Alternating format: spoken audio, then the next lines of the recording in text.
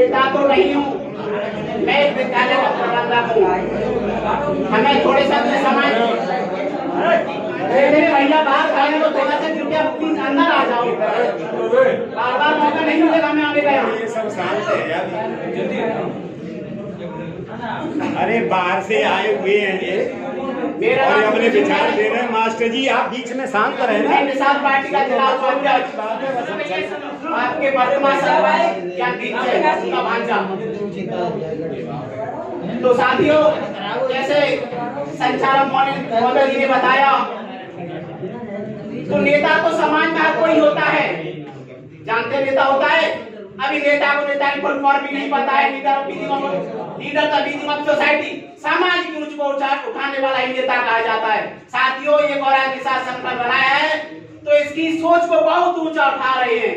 मैं दावा के साथ कहता हूँ 5 साल तक होंगी, राजस्थान प्रांत में पूरे में तहलका मचा देगा ये संकल्प।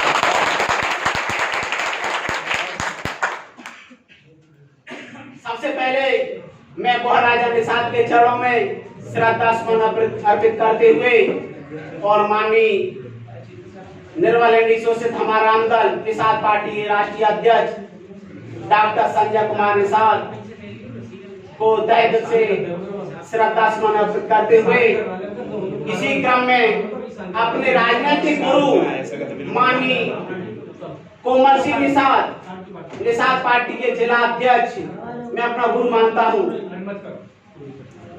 साथियों, कुछ ऐतिहासिक पॉइंट है, जैसे अभी हमारे देश का नाम भारत है कि नहीं? थोड़ा जवाब देते रहे, है कि नहीं? इससे पहले हमारे देश में अंग्रेजों का शासन था, अंग्रेजों का शासन था कि नहीं था? तो इसका नाम इंडिया था, अंग्रेजों ने इंडिया रख दिया।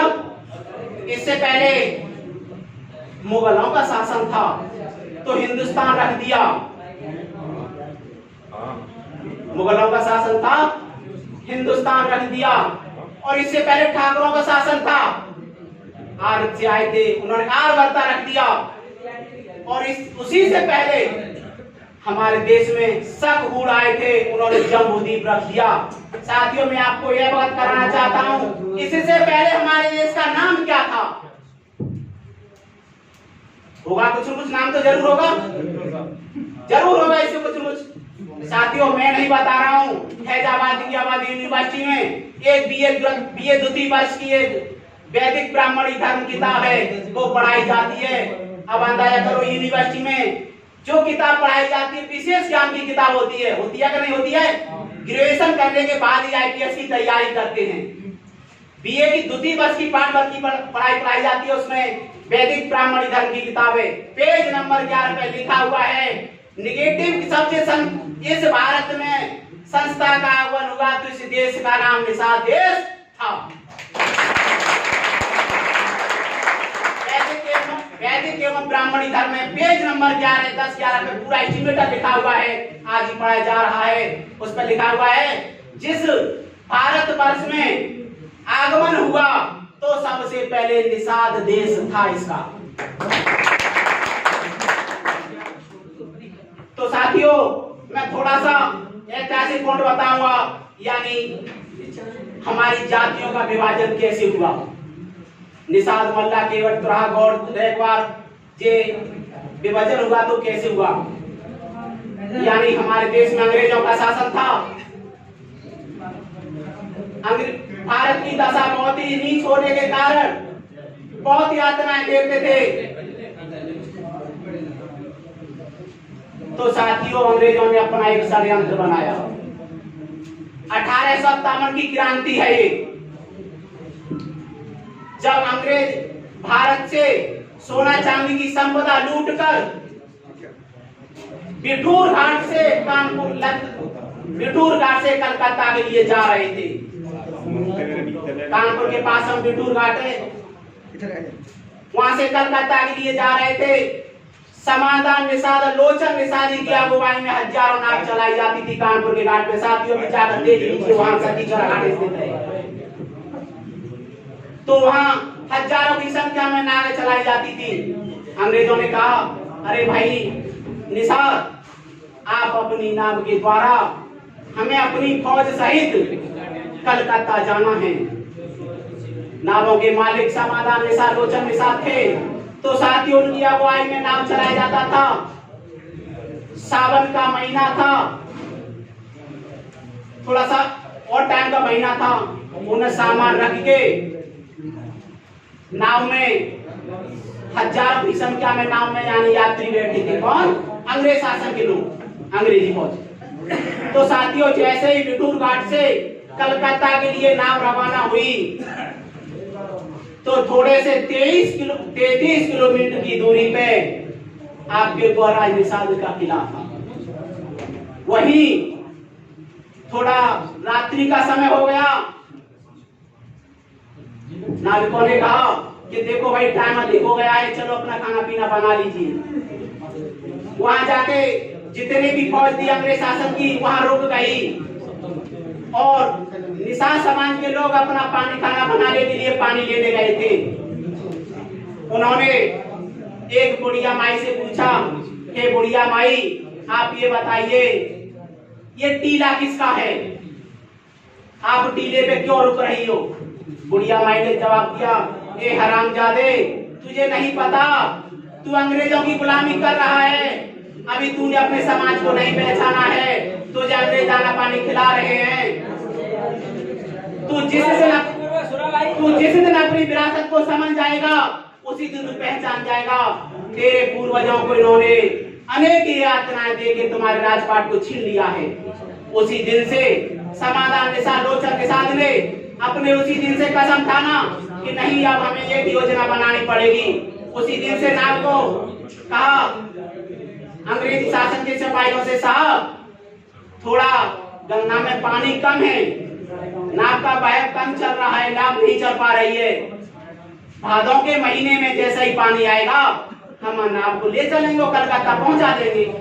थोड़ा टाइम बीत गया, जैसे ही भादों का महीना आया उसी तरह भादों के महीने में सारे सामान को लेकर जितनी फौज थी वो बैठ गई उसमें।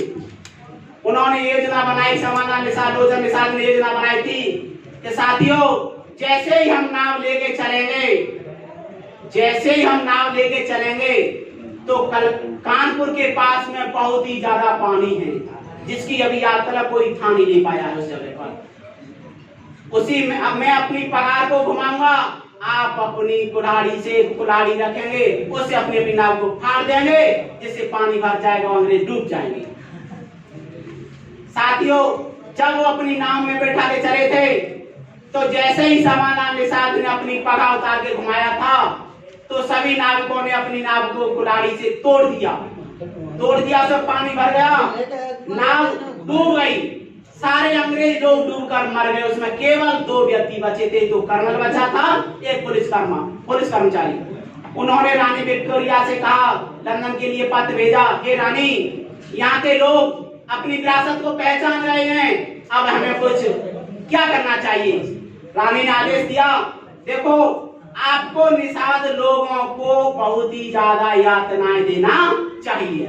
जभी से अंग्रेज सरकार ने जभी से सुना, पूछते थे भाई कौन है, तब वो निषाद कहते थे तो प्रतिदंड मिलता था। उन्हें कच्चे यानी कच्ची फांसी दी गई। कच्ची फांसी का मतलब एक बार में 17 लोगों को फांसी की सजा दी गई थी। सती चौरा घाट में देख लीजिए, पेपर का पीर खड़ा है, अभी एक मोटा पथ पड़ा हुआ है, उसी में फांसी दी गई थी। तो साथियों जभी से उन्होंने कहा अपनी फांसी दी गई थी, जभी से उन्होंने अपनी विरासत को पहचाना। कहा तुम कौन हो? तो उन्होंने निषाद छुपाने के बावजूद कहा मैं तो केवट हूँ। तो चल बच गया। भैया तुम कौन हो? मैं तो बिंद हूँ, मैं तो रैकवार हूँ, मैं तो तुरा हूँ, गौड़ हूँ। इसी प्रकार 576 जाति में निषाद समाज बढ़ चुका है। साथियों सबसे पहले हमें अपने इतिहास को जानना जरूरी है। जब तक अपने इतिहास को नहीं पता है तो कुछ नहीं है, सब कुछ होने वाला नहीं है। अपने इतिहास को जानना जरूरी है। सबसे पहले अपने इतिहास को चुनना चाहिए, देखना चाहिए। एक और घटना बता दे रहा हूँ, सही भैया ने पढ़ा होगा, सन 1919 की घटना। चलिए बाकी सुना होगा घटना को। सन 1919 में घटना हुई थी जलियांवाला बाग। वो किसी और का बाग नहीं था, निषाद ही लोग उसमें जाल बुनने का कार्य करते थे। जब वहां जाल बुनने का कार्य कर रहे थे, पुलिस अंग्रेजी पुलिस प्रशासन को मालूम पड़ा तो उन्हें यातना देते थे। एक समय निषादों ने अपनी एक पंचायत को वहां नियुक्त किया, कहा कि हम अपनी एक योजना बनाएंगे जब इन अंग्रेज सरकार से छुटकारा पाएंगे। उसी तरह वहां के अंग्रेजों ने अपने गवर्नर यानी चीफ मिनिस्टर होता है जैसे जनरल डायर, उसको सूचना दी। जनरल डायर ने आदेश कर दिया कि जाओ उस जितने भी बाग में निषाद समुदाय के लोग हैं उन्हें गोलियों से खून दो।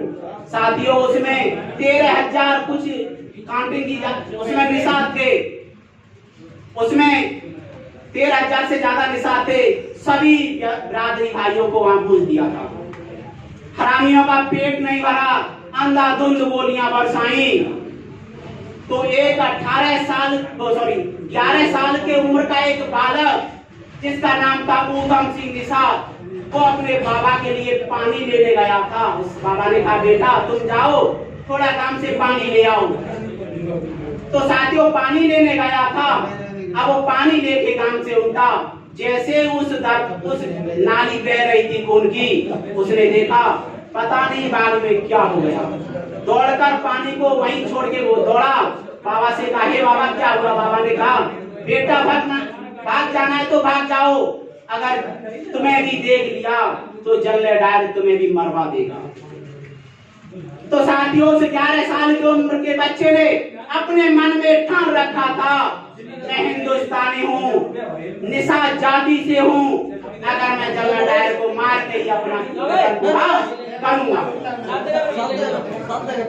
उस छोटी उम्र के बालक ने उसका पूरा घर बर्बाद हो गया। जैसे कहते हैं अनाथ, उसको कोई नहीं रहता, अनाथ हो जाता है। वो बच्चा अनाथ हो गया था। जहाजी बेड़ों के माध्यम से वो ब्रिटिश के लिए चला। तो जहाजी बेड़ों में जैसे कुछ खाने पीने के लिए नहीं मिलता था, वो अंग्रेज लोग केला खाते थे, उसकी झूठन खा खा के वो लंदन में जाके पहुंच गया। एक वहां के वकील साहब से मिला, उसने कहा साहब मैं हिंदुस्तानी हूं, मेरा पूरा परिवार है ही नहीं जो मरकर नष्ट हो गया है, साहब मुझे आप अपने यहां रख लीजिए। वकील साहब ने कहा ठीक है भाई, है तो हिंदुस्तानी, वहां राज्य तो हमारा ही है, चलो कोई बात नहीं हम तुझे रख लेंगे। उस बच्चे को रख लिया। उस बच्चे के मन में एक ही भावना थी कि मुझे जनरल डायर को मारना है, मुझे जनरल डायर को मारना है। थोड़ी उम्र बढ़ती गई, उसने कहा साहब मुझे आपके इधर रहते रहते बहुत टाइम हो गया, थोड़ा हम जनरल डायर को देखना चाहते हैं। उसने कहा हे बेटा उसके लिए तो आप बहुत कोशिश करनी पड़ेगी, आपको पढ़ना पड़ेगा, सूट बूट में तैयार होके जाना पड़ेगा। साहब मैं आपके यहाँ रह रहा हूँ तो मुझे आप पढ़ा दीजिए और मेरे लिए सूट बूट बनवा दीजिए। उस लड़के ने उसी दिन से अपनी पढ़ाई में अध्ययन कर दिया, इंग्लिश में सबसे ज्यादा तैयार हो गया। उसी दिन से उस बच्चे ने वकील साहब के यहाँ रहते हुए अपने चोरी छुपे से वकील साहब के डायरी में पेज 4-5 छोड़ के वहां एक वकील साहब के पिस्टल रखी थी, उसके लिए जेब तैयार की थी। उसमें जेब तैयार की थी, ऐसी जेब तैयार की थी किसी को मालूम नहीं पड़ जाए पिस्टल रखने के लिए।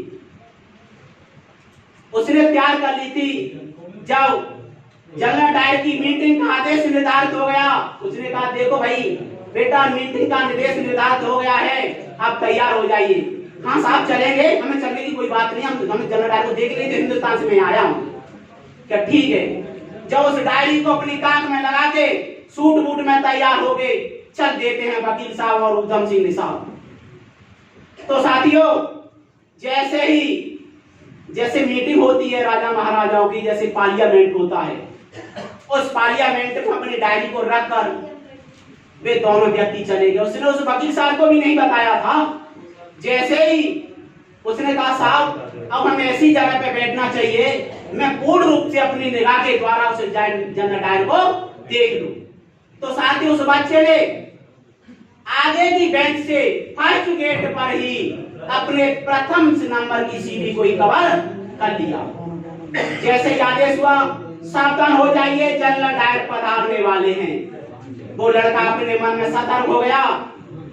तो साथियों, वो अपने मन में सतर्क हो गया। उसने कहा ठीक है, देख लूंगा।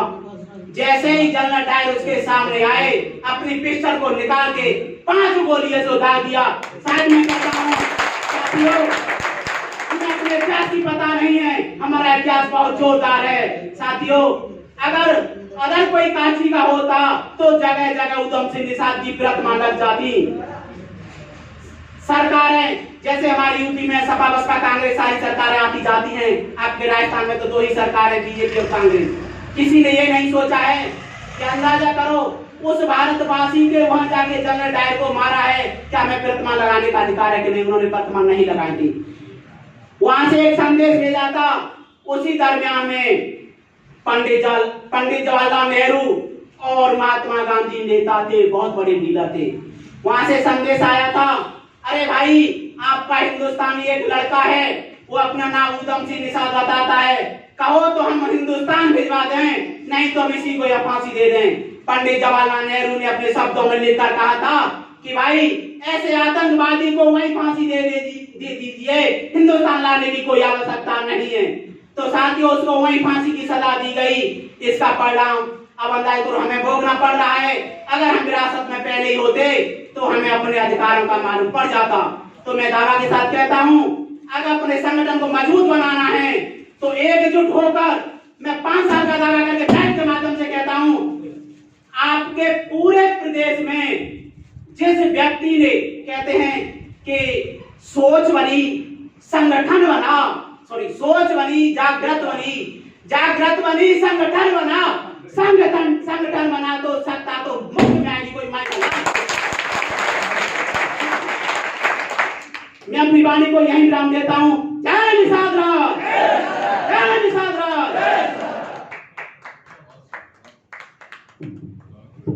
बहुत बहुत धन्यवाद, बहुत बहुत आभार हमारे निषाद पार्टी के जिला